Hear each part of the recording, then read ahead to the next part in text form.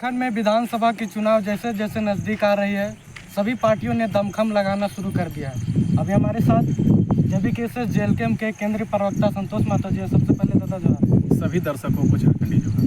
अभी झारखंड विधानसभा की चुनाव की सरगर्मी तेज हो गई है और आपके जो केंद्रीय जिला मतलब संजय मेहता हजारीबाग लोकसभा प्रत्याशी थे, केंद्रीय उपाध्यक्ष भी थे, वो JBKSS से इस्तीफा दे दिए। इस पर क्या कहेंगे?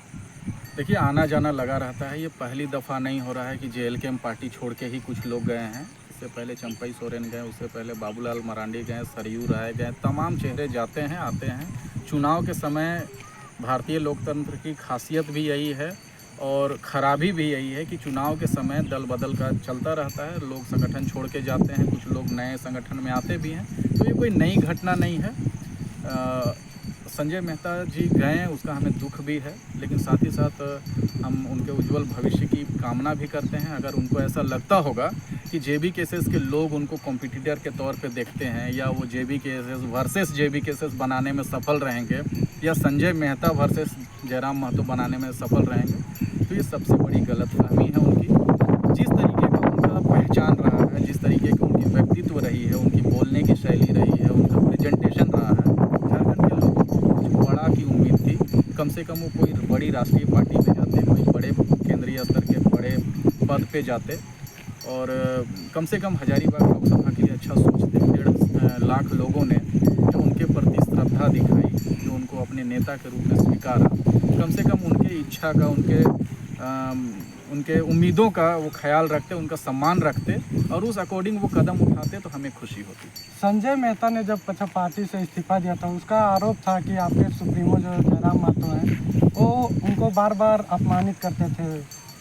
अब वो भी सुप्रीमो बन गए, सुप्रीमो बनने की उनकी ख्वाहिश थी, तो अभी वो फिर से वो सुप्रीमो बन गए हैं अपने JBKSS में। अब हम लोग भी देखना चाहते हैं कि उनके अंडर जो लोग रहेंगे उनके साथ वो कितना न्याय कर पाएंगे, कितना बात कर पाएंगे, उनके स्ट्रेटेजी के लिए कितना इनके साथ समय बिता पाएंगे, कितना झारखंड में बदलाव ला पाएंगे, युवाओं के अपेक्षाओं को कितना पूरा कर पाएंगे। स्थानीय नीति है, नियोजन नीति है, तमाम नीतियाँ हैं उसको बनाने के लिए, उसको अमल में लेने के लिए, या अलग अलग कंपनियों में, फैक्ट्रियों में दुर्घटनाएं जो होती हैं उनको मुआवजा दिलाने के लिए वो कितने कारगर हो पाएंगे, ये भी हम लोग देखेंगे ना। आरोप लगाना बहुत आसान है सुरेंद्र भाई, आरोप लगाना बहुत आसान है, लेकिन आप उस आरोप को आगे बढ़ के कैसे सुलझा पाते हैं, समाधान कितना आप लेके आ पाते हैं, वो इम्पोर्टेंट है। और उनका यह भी कहना था कि उनको मंच में भाषण दिया नहीं जाता था, उनका पोस्टर कार्यकर्ता लगाते थे लेकिन जयराम महतो बोलते थे नहीं लगाना। दुख है, लेकिन अब इस पर कितना सच्चाई है? देखिए, दुख है, साथ ही साथ वो JBKSS बना लिए हैं ना। अब वो खुद का संकल्प महासभा करें, दिन भर भाषण दें, हर मंच पे जाएं, खूब बोलें, कितना बोलना चाहते हैं, क्या बोलना चाहते हैं, क्या वो बोलना चाहते थे जो उनको बोलने का मौका नहीं मिला। JBKSS के प्लेटफॉर्म पे, अपने JBKSS के प्लेटफॉर्म पे बोले, बताएं। हम लोग भी सुनना चाहते हैं कि वो क्या बोलना चाहते हैं थे, जो कि JBKSS JLKM ने उनको मौका नहीं दिया। अब हम लोग सुनना चाहते हैं।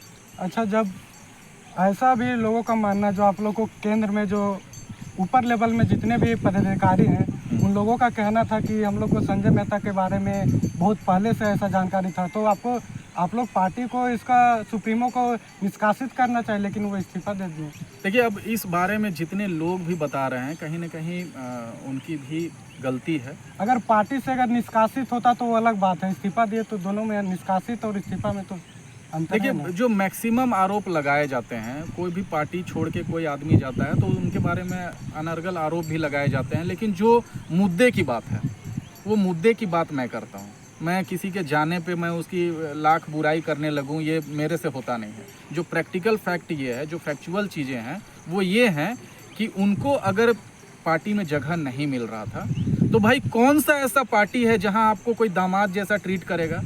आप मेहनत करेंगे, आप अपना प्रभाव दिखाएंगे, आप अपनी फैन फॉलोइंग दिखाएंगे, आप अपनी उपयोगिता सिद्ध करेंगे, तो आपको लोग स्वीकार करेंगे ही ना। देखिए, एक परिवार में भी 4 भाई अगर होते हैं तो उसमें से एक भाई जो मेहनत करता है, जो खेती करता है, जो माँ बाप की सेवा करता है, जो घर बनाने में मदद करता है, तो माँ बाप उसको ज़्यादा प्यार करते हैं। हर पार्टी में, हर परिवार में, हर संगठन में ऐसा ही है। आप अगर कामचोर रहेंगे, आप अगर नामचोर रहेंगे, तो आपको कौन सम्मान देगा? अभी